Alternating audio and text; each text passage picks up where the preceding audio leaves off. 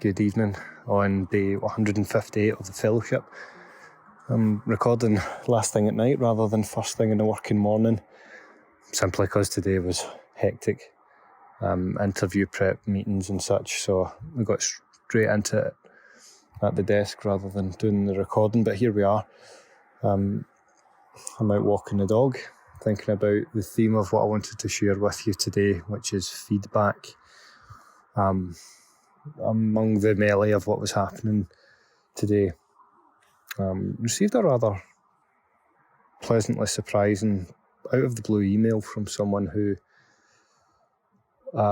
not too long ago had to make the really difficult decision of not hiring for a post.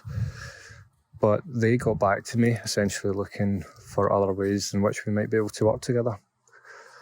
And that was primarily drawn out of the fact that after the previous interaction and not being able to hire this person, rather than leaving it simply to HR to deliver the Dear John or Dear Jane email saying that they hadn't been successful, I wrote a pretty detailed personal message back to this person and indeed some others who hadn't been successful.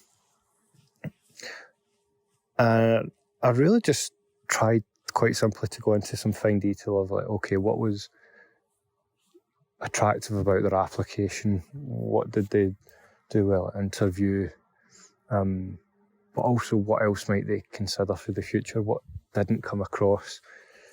And how might their next application somewhere else, perhaps somewhere better, be stronger, more likely to be successful?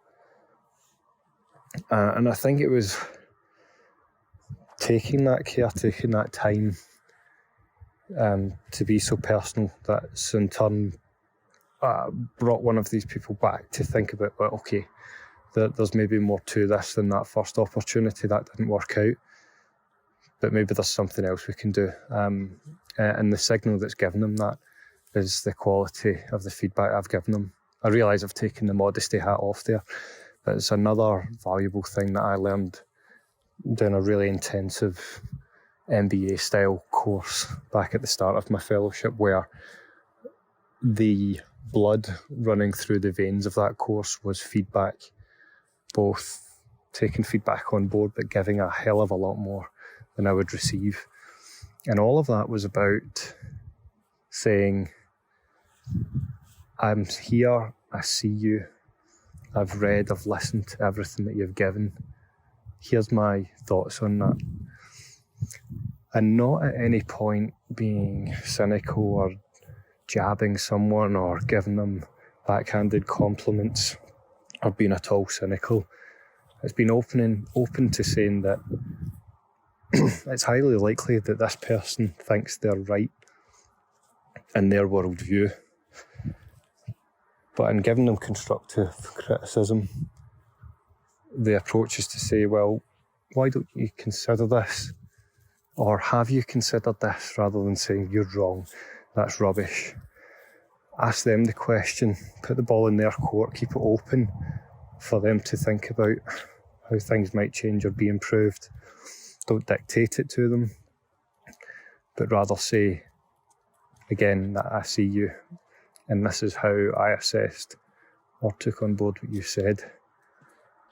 But for future, might you consider doing things this way instead? Or have I got that wrong? It's a very open, honest, but most importantly sincere form of feedback, and I don't think I've been great at that in the past, but clearly something's changing and I'm getting better at it.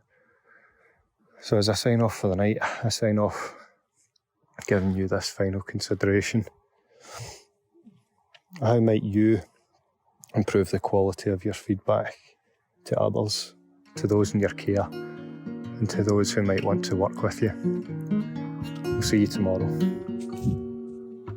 If you like what you're hearing on the podcast, head over to the website, where not only will you find the written blog versions of these podcasts, you'll find my leadership blog series, the Daily Thought series, and information about my book on managing the imposter phenomenon. We also have even more free resources and webinars linked to the YouTube channel. So head on over to dr-mark-reid.com. That's dr-mark with a C -reid.com. Thanks again.